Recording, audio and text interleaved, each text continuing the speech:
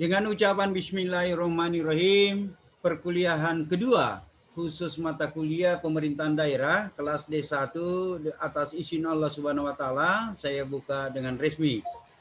Anandaku semua yang saya hormati, insya Allah pada saat-saat nanti di pertemuan-pertemuan selanjutnya kita akan membagi beberapa topik yang Ananda tentu harus mengkaji secara detail, menarasikan dalam pola pikiran Ananda. Dan yang kedua, menyusun struktur berpikirnya dengan logika hukum yang ada sesuai materi yang telah saya berikan kepada Ananda. Ini merupakan bahan evaluasi bagi kita supaya Ananda pahami secara tuntas dan secara sistematis di dalam hal bagaimana caranya supaya pemahaman itu Ananda tidak setengah-setengah.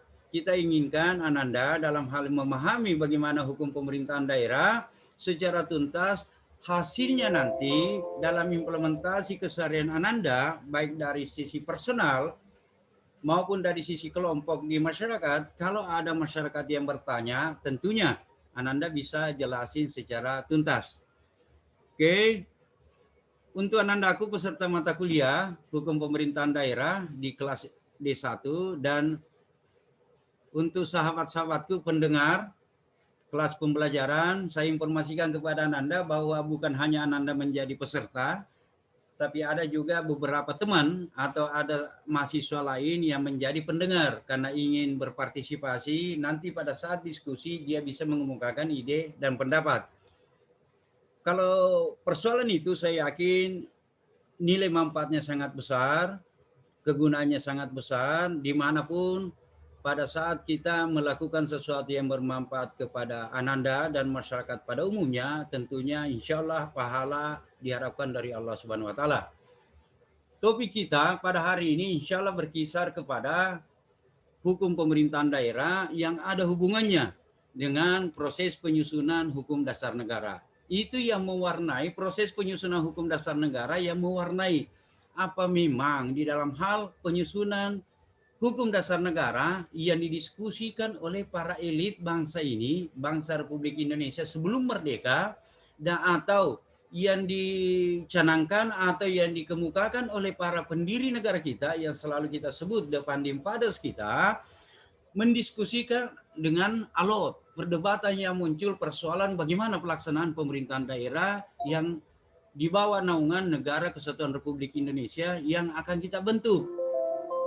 Untuk memahami hal tersebut, Ananda saya mengajak untuk berpikir jauh ke depan, mereview dalam sejarah ketatanegaraan Republik Indonesia pada saat penyusunan hukum dasar negara sampai kepada pada saat pendirian negara, dan yang terakhir bagaimana penafsiran konstitusi mengenai kedudukan hukum dalam konteks pelaksanaan pemerintahan daerah yang ada di Indonesia.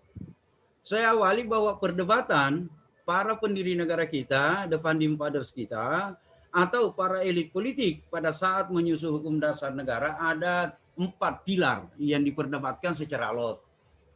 Kalau hal ini Ananda bisa membaca, kalau sempat membaca buku saya, ada beberapa hal yang saya ketengahkan. Bahwa penentuan bentuk negara, penentuan susunan negara tidak serta-merta disepakati secara langsung oleh para pendiri. Tentunya kita bertanya, kenapa ada perdebatan yang alot, Pak?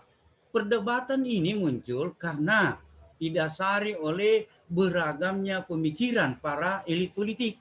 Salah satu contoh, sebelum Indonesia merdeka, ada beberapa daerah memang sudah eksis dalam kerajaan-kerajaan kecil, ya, yang akan bernaung di bawah bendera Negara Kesatuan Republik Indonesia. Itulah yang menjadi permusyawaratan para pendiri elit.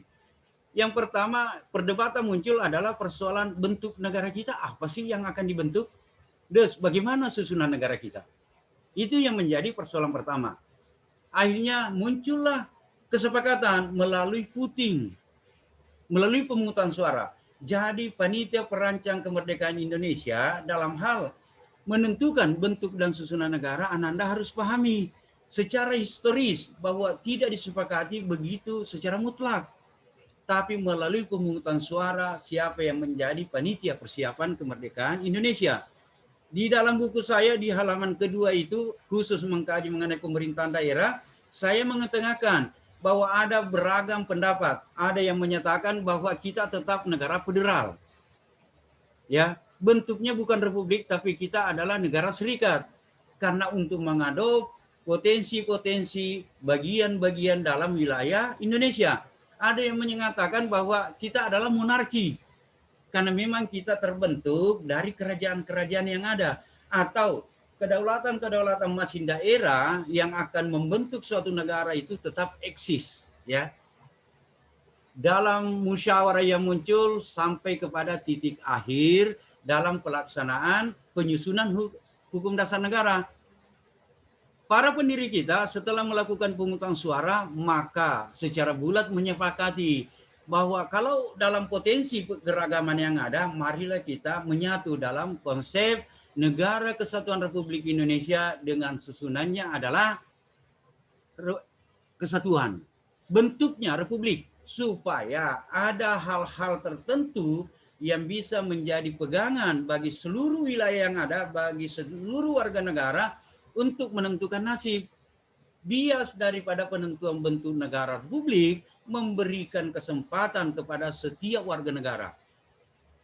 Kesempatan yang dimaksud adalah memberikan hak kepada setiap warga negara, siapa yang punya potensi, siapa yang punya kualitas dalam transisi kekuasaan yang ada, mereka mempunyai peluang yang sama. Itulah gunanya ditentukan bentuk negara kita adalah republik. Dan yang kedua, bagaimana persoalan susunan negara? Susunan negara kita disepakati para elit politik kita, susunannya adalah negara kesatuan, bukan negara federal. Ya, negara kesatuan inilah menurut Mr. Muhammad Yamin, salah satu panitia persiapan kemerdekaan Indonesia mengusulkan, oke, kita menerima susunannya negara kesatuan dalam bahasa keseharian kita sebagai orang yang belajar hukum adalah unitary state. Negara kesatuan ini yang kita adop, kita bangun negara kita, Negara Kesatuan Republik Indonesia, yaitu tetap mengadop, tetap mengakui kedaulatan dalam konteks otonomi. Ya, bukan kedaulatan yang seperti negara serikat, kedaulatan yang sifatnya satu, dalam hal ini negara bagian diberikan kepada negara baik, kedaulatan dalam hal ini diberikan kepada negara bagian yang sifatnya mutlak. Tapi negara kesatuan yang mengadopsi, yang mengimplementasikan konsep otonomi daerah dalam asas desentralisasi. Ya kan itu? Itulah perdebatan yang muncul. Terus perdebatan yang muncul yang kedua dalam hal ini berkenaan dengan pemahaman kita mengenai hukum pemerintahan daerah, yaitu harus mengadop konsepsi negara hukum. Itulah biasnya dalam konteks pelaksanaan negara sampai saat sekarang ini dikenal ada dua komponen besar dalam konteks peraturan perundang-undangan yang ada di Indonesia. Yang pertama dikenal ada hukum negara yang berlaku secara nasional. Ya, bentuknya bisa peraturan perundang-undangan dalam hal ini TAP MPR. Ya kan? Bisa dalam hal ini undang-undang dasar, bisa dalam hal ini undang-undang, bisa dalam hal ini adalah peraturan pemerintah. Tapi di samping itu Anda harus pahami, nanti ada kaitannya dalam pasal 18. Di dalam pelaksanaan pemerintahan di daerah juga diakui secara konstitusional bahwa setiap pemerintahan daerah diberi peluang, diberi kewenangan untuk membuat dan menerbitkan peraturan di tingkat daerah yang dikenal dengan nama produk hukum daerah. Sama dengan produk hukum nasional, susunannya sama. Ada namanya peraturan daerah provinsi, peraturan daerah kabupaten, dan peraturan daerah kota. Di samping itu ada peraturan kepala daerah, ada keputusan kepala daerah. Jadi sistem yang ada di daerah itu dalam pembentukan produk hukum daerah sama dengan proses pembentukan produk hukum negara dalam konteks ini nasional. Yang membedakan nanti dalam hal pemberlakuannya ada namanya persoalan wilayah keberlakuan produk hukum itu. Bagaimana melihat wilayah keberlakuan? Kalau produk hukum nasional, keberlakuannya adalah di seluruh pelosok tanah air. Tanpa sejangkal pun bisa dilewati. Yang kedua, bagaimana keberlakuannya dalam setiap warga negara? Semua warga negara yang mengakui dia adalah warga negara Indonesia dan diakui oleh negara dia adalah warga negara Indonesia, dengan serta-merta harus mentaati dan menaati produk hukum itu. Karena pasti di dalam hal keberlakuannya senantiasa selalu berbunyi barang siapa. Setiap warga negara. Inilah perdebatan yang kedua. Perdebatan yang ketiga, Ananda harus pahami dalam proses penyusunan hukum dasar negara yang ada kaitannya dengan pelaksanaan pemerintahan daerah. Yang ketiga adalah persoalan paham demokrasi. Ya, demokrasi selalu digelindingkan oleh para elit politik kita, para depandim padas kita, bahwa negara yang kita bentuk bukan monarki tapi adalah negara kesatuan yang berbentuk republik. Tentunya memberikan penafsiran kepada kita bahwa paham demokrasi yang paling tepat. Kenapa bisa paham demokrasi? Karena ini berkenaan dengan peluang, ini berkenaan dengan kesempatan, ini berkenaan dengan bagaimana caranya mengantisipasi setiap peralihan kekuasaan, setiap transisi kekuasaan yang ada di Republik ini dalam tingkat apapun, senantiasa setiap orang sama mempunyai hak dan kewajiban. Itulah dikenal dalam implementasi sekarang untuk menghormati pola pikir, struktur berpikir para elit politik pada saat itu, maka diadop dalam peraturan perundang-undangan, yaitu pelaksanaan pemilihan kepala daerah. Pelaksanaan pemilihan, contohnya sekarang, di setiap desa, untuk melihat siapa yang bisa memimpin desa itu, maka dilakukan pemilihan kepala desa. Kan itu. Itulah implementasi dari demokrasi melalui sarana pemilihan umum atau pemilihan kepala daerah atau pemilihan dalam bentuk di tingkatan manapun. Yang keempat diadop dalam proses penyusunan hukum dasar negara ada yang dikatakan implementasi hak asasi manusia. Ya, itulah sampai saat sekarang ini Ananda menikmati kemerdekaan, termasuk saya, termasuk teman-teman yang lain menikmati kemerdekaan itu dalam hal bagaimana kita dihargai oleh negara kita, bagaimana kita dihormati oleh negara kita dalam konteks di pengakuan hak-hak asasi manusia yang dikenal keseharian kita. Setiap warga negara mempunyai hak konstitusional yang dijamin oleh konstitusi. Itulah sekilas dalam konsep yang diperdebatkan oleh para elitik dalam membangun negara ini. Jadi bangunan besar negara kesatuan Republik Indonesia tidak serta-merta langsung ditetapkan begitu saja, tapi melalui perdebatan. Aspek kekurangan, aspek kelebihan, segala paham, segala konsep dalam pendirian negara itu dicermati dan dikuliti dan dipelajari secara seksama oleh para pendiri negara kita. Walaupun dalam implementasinya, dalam dinamika sejarah perjalanan ketatanegaraan Indonesia mengalami fluktuasi, naik turun. Sama dengan umpamanya pada saat negara kita sudah disepakati oleh para pendiri kita adalah bentuknya republik dan susunannya kesatuan, tapi pada tahun 1949 menghadapi cobaan dengan berubahnya norma yang ada, yaitu pemberlakuan konstitusi RIS. Ini RIS, konstitusi RIS dikenal dalam hal ini implementasi bentuknya adalah negara republik, tapi dalam hal susunannya adalah negara serikat. Dalam mindset atau pikiran Ananda dengan teman-teman yang lain harus masuk kepada penafsiran bagaimana implementasi dari konsep negara serikat. Republik dan serikat itu berbeda. Unitary, kesatuan dengan serikat itu berbeda karena persoalan kedaulatan. Oke. Session ini dalam hal ini bagaimana memberikan pemahaman kepada Ananda mengenai konsep dasar yang muncul dalam perdebatan penyusunan hukum dasar negara. Inilah yang harus menjadi pedoman bagi Ananda untuk memahami secara sistemik berdasarkan sejarah dinamika yang mengikuti untuk melihat bagaimana konsepsi pelaksanaan pemerintahan daerah yang ada sekarang. Ini session ini persoalan perdebatan. Session kedua nanti dalam hal ini bagaimana konsep pelaksanaan pemerintah kalau dihubungkan dengan konstitusi kita yang berlaku positif sekarang. Ya kan? Ini.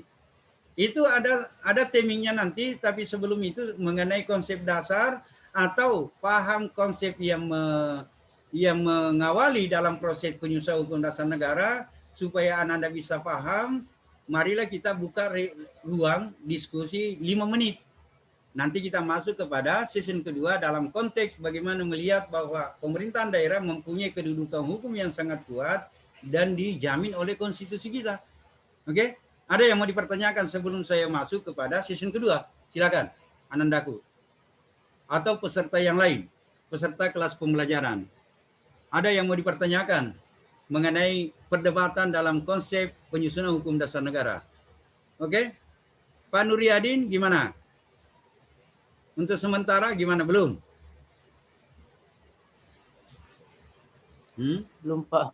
Oke, Jabar Nur atau yang lain? Ini ada. Pak. Oke, ada mau dipertanyakan? Oke, Sartika atau Andi Dwi yang masih bertugas? Ini ada teman kita, Meidina. Ada lagi Kelaisar, Lapae.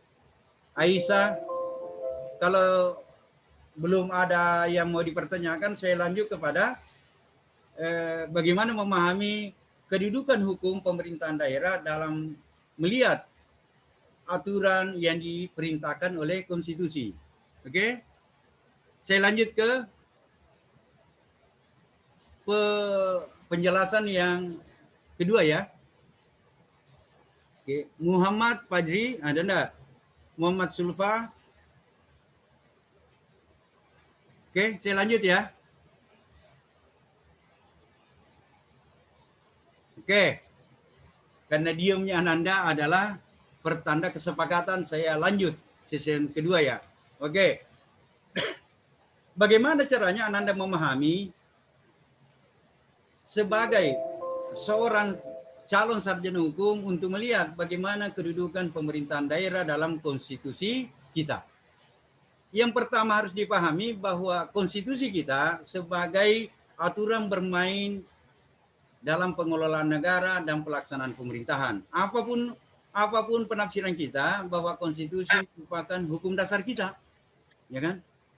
Apapun pemahaman kita bahwa hukum dasar ini harus menjadi guidance, harus menjadi salah satu rujukan bagi setiap orang, setiap kelompok, dan setiap pemimpin untuk pelaksanaan kegiatan pengelolaan negara dan pengelolaan pemerintahan.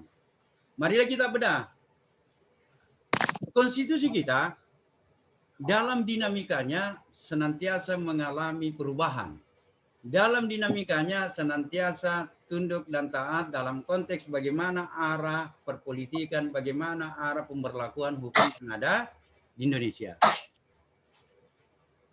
Yang pertama, kita masuk kepada hal yang inti, yaitu bagaimana melihat pemerintahan daerah itu dalam konsepsi penafsiran pasal 1 Undang-Undang Dasar. Pasal 1 ini ada 3 ayat loh nak, ya.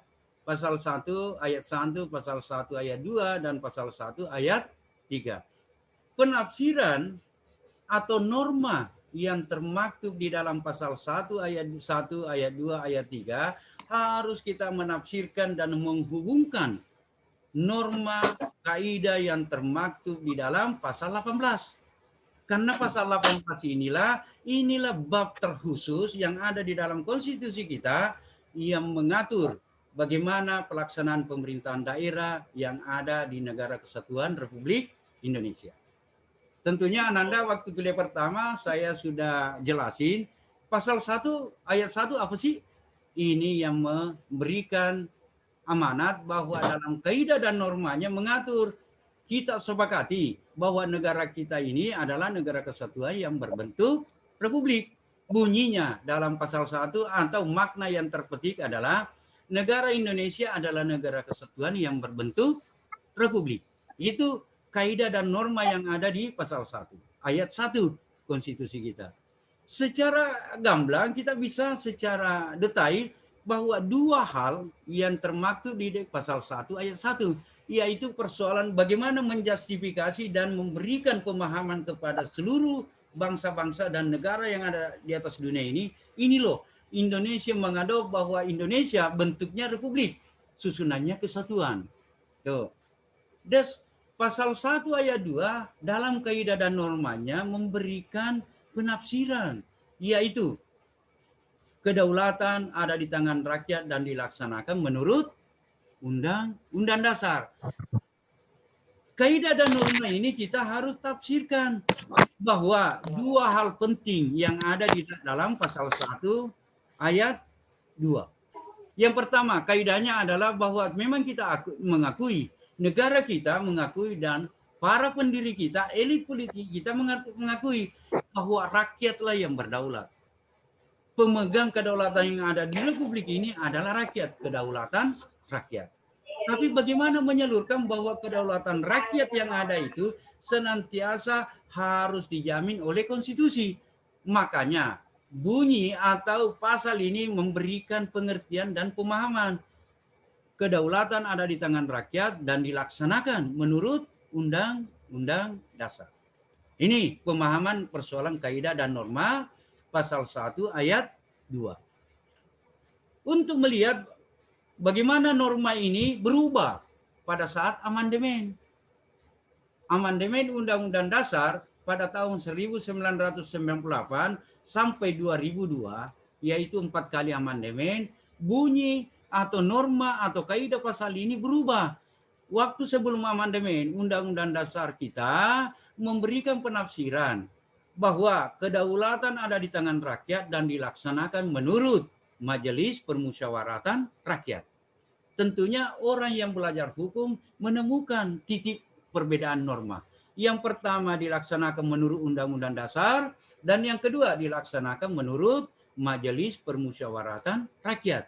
Coba, di pola pikiran Anda perbedaan kata ini bukan hanya secara gramatikal, ya kan? Tapi perbedaan yang begitu besar. Yang pertama di dalam hal ini, pengakuan secara konstitusional begitu belum bagus pada saat sebelum amandemen, yaitu dilaksanakan oleh Majelis Pemungutan Rakyat. Maka konsekuensi demokrasi yang diterapkan adalah demokrasi tidak langsung. Karena setiap pemimpin itu dipilih oleh MPR. Bagaimana pembuktiannya? Coba Anda lihat bagaimana Presiden Soeharto dipilih oleh Majelis Permusyawaratan Rakyat. Begitu juga penetapan Presiden Habibie dipilih dan ditetapkan oleh MPR. Begitu juga Megawati dan Gus Dur. Gus Dur dipilih oleh MPR. Ya, bukan orang per orang. Begitu juga Megawati ditetapkan oleh MPR. Yang menjadi pintu masuknya demokrasi langsung pada saat Habibie meluncurkan bahwa kita menganut demokrasi langsung. Demokrasi yang menyerahkan setiap orang mempunyai hak pilih. Atau dalam bahasanya selalu saya ketengahkan adalah OPOPEP. One man, one vote, one value. Ya kan? Satu orang, satu suara, dan satu nilai. Ini konsekuensi. Dan yang ketiga, dalam konteks penafsiran kaidah dan norma, pasal 1 ayat 3, Indonesia adalah negara hukum. Ini secara tekstual, Indonesia dalam hal ini mengakui bahwa setiap pelaksanaan kegiatan, baik dalam pengelolaan negara maupun dalam pelaksanaan pemerintah, senantiasa berdasar kepada aturan yang berlaku positif. Karena kita kalau dalam hukum yaitu asas legalitas. Tanpa aturan yang jelas maka seseorang tidak bisa dikenakan sanksi kalau belum diatur dalam aturan yang diberlakukan secara positif. Oke. Ini makna pasal 1 ayat 3. Bagaimana hubungannya pasal 18? Pasal 18 kalau Anda bisa lihat, yang pertama adalah di pasal 18 ada beberapa inti atau ada beberapa unsur yang harus dipahami. Pertama, pasal 18 itu mengatakan ada pengakuan bahwa setiap daerah itu dikenal provinsi, kabupaten, dan kota. Ini coba Anda baca di ayat 1, pasal 18 ayat 1. Dan yang kedua tentunya ayat 2 ini yang paling menjadi titik kajian kita, yaitu bahwa setiap pelaksanaan pemerintahan daerah, baik provinsi, kabupaten, dan kota, diberi hak. Ini mempunyai hak untuk mengatur dan mengurus rumah tangganya. Ananda sebagai calon sarjana hukum harus sistematis menafsirkan ini. Apa itu hak mengatur dan apa itu hak mengurus. Saya berikan pemahaman kepada Anda bahwa makna kaidah ini adalah kalau mengatur maka setiap pemerintahan daerah, provinsi, kabupaten, dan kota yang ada di Republik ini mempunyai kewenangan dalam melahirkan produk hukum untuk mensukseskan dan melancarkan tugas yang diemban yang berkenaan dengan mengurus pemerintahan daerah. Apa itu mengurus, Pak? 3 hal kewenangan yang melekat, yaitu melaksanakan pemerintahan, dan yang kedua melaksanakan pembangunan, dan yang ketiga melaksanakan pelayanan sosial kemasyarakatan. Hal ayat ketiga Anda harus pahami dengan jelas. Di dalam hal pelaksanaan pemerintahan daerah sama dengan model pelaksanaan pemerintahan nasional kita. Di daerah ada dikenal sebagai lembaga legislatif. Yang mana lembaga legislatif? Yaitu DPRD. Karena diakui bahwa setiap pelaksanaan pemerintahan daerah, di samping pemerintah daerah, harus dibentuk DPRD. Apa itu DPRD? Dewan Perwakilan Rakyat Daerah. Jadi DPRD sebagai organ negara yang kebetulan berada di tingkat daerah, sama kewenangan kekuasaan yang ada di DPR RI. Itulah dalam hal pembentukan peraturan daerah harus disepakati 2 lembaga, yaitu lembaga eksekutif dan lembaga legislatif. Di tingkat pusat disetujui Presiden bersama dengan DPR RI. Di tingkat daerah disetujui. Kalau di tingkat provinsi, gubernur, kepala daerah harus disepakati oleh DPRD provinsi. Di tingkat kabupaten harus disepakati bupati kepala daerah bersama dengan DPRD kabupaten. Begitu juga di kota. Wali kota harus bersepakat dan bermufakat dengan DPRD kota untuk membentuk perda. Tanpa ada kesepakatan mereka berdua, maka dianggap bahwa peraturan daerah atau produk hukum daerah yang dikeluarkan itu tidak bisa berlaku secara bagus. Ada lagi ayat 4 itu bahwa dalam pelaksanaan pemilihan kepala daerah harus dilaksanakan secara demokratis. Dan yang kelima, bahwa pelaksanaan pemerintahan daerah itu harus menganut otonomi seluas-luasnya. Ini yang Anda harus pahami. Begitu juga di ayat 6 harus dipahami bahwa di setiap daerah senantiasa diberi kekuasaan dan kewenangan melahirkan dan menerbitkan peraturan daerah. Pasal 18A itu mengenai hubungan. Bagaimana hubungan pemerintah pusat dengan pemerintah daerah. Jangan sampai menjadi desersi, jangan sampai ada negara di dalam negara. Jadi otonomi luas itu adalah otonomi yang senantiasa berkiblat pada naungan kita negara kesatuan. Dan yang terakhir yang perlu Anda pahami, di dalam pelaksanaan pemerintahan secara nasional, setiap daerah diakui kekhususan dan keistimewaan daerah. Itulah dalam implementasinya dikenal daerah istimewa dan daerah otonomi khusus. Kan ini perintah dari konstitusi. Dan yang terakhir adalah pemerintah daerah senantiasa mengakui dan menghormati pelaksanaan hak-hak ulayat yang ada di daerah atau kearifan lokal yang ada di daerah. Inilah menjadi persoalan bagaimana Anda memahami pemerintahan daerah atau hukum pemerintahan daerah dari sudut yang paling dasar dulu, ya kan? Perdebatan yang muncul dalam penyusunan konstitusi, dan yang kedua adalah bagaimana penafsiran norma dan kaidah yang diatur oleh konstitusi. Setelah itu barulah kita masuk kepada bagaimana eksploitasi implementasi daripada pelaksanaan pemerintahan daerah yang ada sekarang. Oke? Ini masih ada waktu 2 menit sebelum saya close. Ada enggak yang mau dipertanyakan? Silakan Pak Ilham Sabarudin. Silakan kalau mau bertanya. Waktunya masih ada 2 menit kok. Oke. Ada enggak Pak Ilham? Ananda Ilham Sabarudin? Tidak ada, Pak. Oke, yang lain Pak Nuryadin?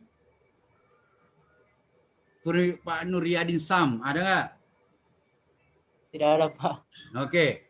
Itu penjelasan untuk Anda. Jadi saya supaya Anda bisa memahami dengan jelas materi yang diharapkan untuk di kajian Anda, saya memang melampirkan atau mengupload di Kalam. Untuk membantu pemahaman itu setiap saat Anda bisa mendengar. Saya rekam dan saya upload di YouTube. Ya kan? Ya istilahnya kita mengadop perkembangan yang ada. Anda setiap saat kalau mau mendengar itu kan bisa diputar melalui YouTube-nya kan, videonya kan. Anda bisa lihat juga bahwa kehadiran Anda memang benar ada. Ya ini. Supaya di dalam hal ini proses perkuliahan kita, saya menunaikan kewajiban saya mengantarkan Ananda memahami bagaimana pemerintahan daerah. Nanti evaluasinya kita lihat apakah Ananda benar-benar paham atau tidak. Oke? Kalau selesai perkuliahan saya bisa mengupload, Ananda bisa melihat konteks itu. Ya, tapi jangan lupa membantu proses ini. Ananda like lah kalau memang benar. Bagus. Ananda subscribe kalau memang benar atau bagus. Ini proses pembelajaran supaya hal ini tertutupi. Hak Ananda sebagai mahasiswa atau sebagai peserta kelas pembelajaran terpenuhi. Dan hak saya untuk menunaikan tugas juga terpenuhi. Berikut dengan kewajiban Ananda juga. Contohnya Andi Dwi itu kasihan lagi bertugas, dia tetap. Ya kan? Oke, bagaimana kabar Andi Dwi? Alhamdulillah sehat, Pak. Oke, yang lain-lain juga ya. Sebelum saya tutup, saya mendoakan supaya pertemuan ini, silaturahmi ini bisa berjalan dengan bagus. Begitu juga Ananda. Marilah kita menutup pertemuan ini. Saya mengajak kepada Ananda dengan membaca hamdalah. Terima kasih atas partisipasinya, khususnya mahasiswaku, Anandaku semua dalam kelas hukum pemerintahan daerah. Terus teman-teman sahabatku semua di kelas pembelajaran, mudah-mudahan materi atau bahan perkuliahan pada sesi kedua ini bisa tersampaikan dengan bagus. Insya Allah pertemuan selanjutnya kalau ada yang kurang dipahami, kita bisa membuka forum diskusi yang lebih jauh dan efektif. Terima kasih untuk Ananda.